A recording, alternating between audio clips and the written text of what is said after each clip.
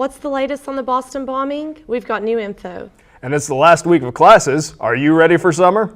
Those stories and more on Today at ChattState.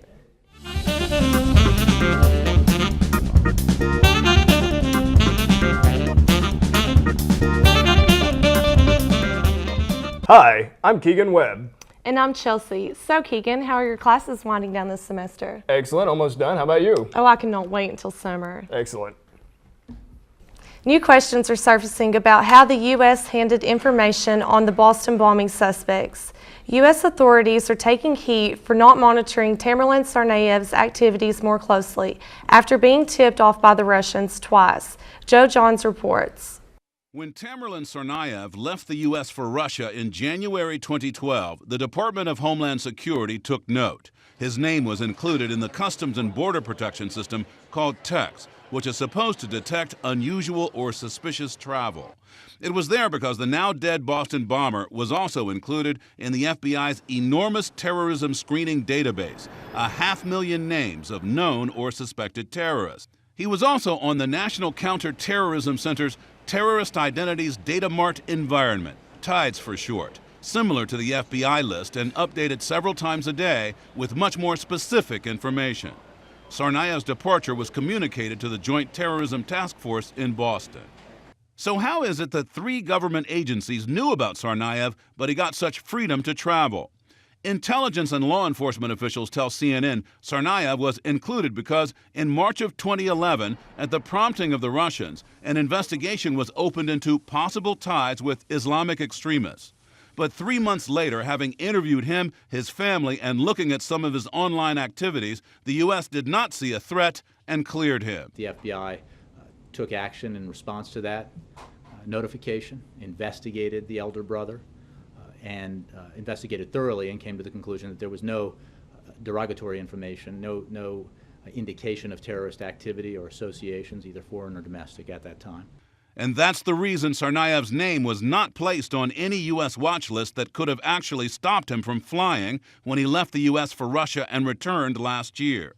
Authorities said Tsarnaev wouldn't have been deemed suspicious because he was supposed to be traveling to Russia to see his family.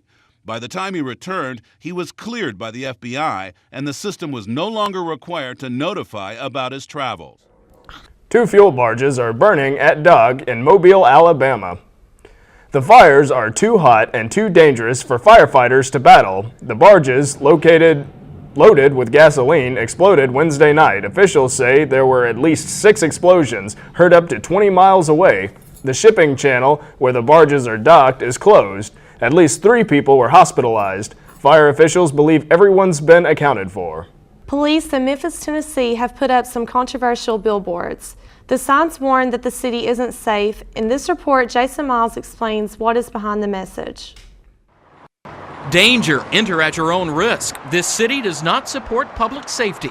That is not an encouraging sign. The fact of the matter is, it's simply not true. Mayor A.C. Wharton tells me he's taken calls from those concerned about signs like this one placed around the city by the Memphis Police Association. They are disturbed greatly. Local tourism officials believe the signs send the wrong message to both visitors and Memphians alike. Whoever came up with this strategy to try to get people's attention, I think it's very disrespectful. This is how the police officers, the ones that are actually out here protecting this city, feels. MPA President Michael Williams tells me the signs went up to remind people of the battle employees continue to fight and the resulting impact on public safety. This has been listed as one of the most dangerous cities in the nation. We have not hired police officers at the rate that we should have. There are also unresolved issues concerning benefits and pay, including a pay cut Mayor Wharton says he's trying to restore. Here I am fighting to get the money back, but at the same time, we get these billboards, which he says may only damage an already strained relationship.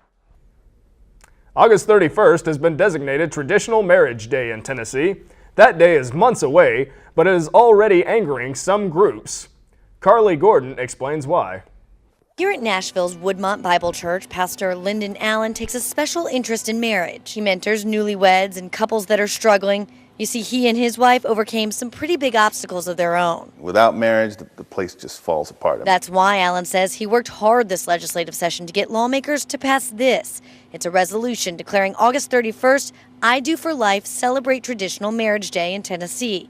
The idea, he says, is to get single men and women to take the next step by saying I do. Men who are single actually earn less than their married counterparts. Women who are single actually have more emotional issues than their counterparts who are married. And the real kicker is with kids. Children who are born to unwed parents have a spike in their poverty risk by 82%. When we heard this, most of us just rolled our eyes, I think, and said, well, there they go again. Chris Sanders with the Tennessee Equality Project represents the gay, lesbian, bi, and transgender communities. He's been watching the resolution all session, and when it passed, ayes 32, no nays. Sanders and his organization printed out a statement of their own proclaiming August 31st Tennessee Marriage Equality Day instead. We're not opposed to traditional marriages, not in any sense of that word, but we believe that traditional marriage should be extended.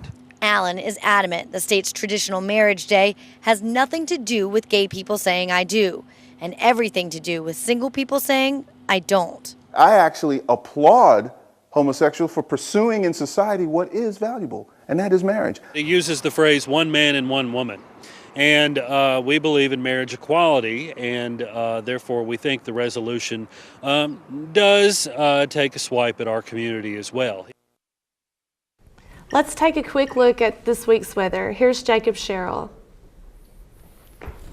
Well, it's going to be sunny and warmer this week with highs in the 70s each day. Then rain for Friday and a bit cooler for the weekend. Then back to sunny weather for the early next week. Back to y'all. Thanks, Jacob. That's it for today at Chat State. Have a great day.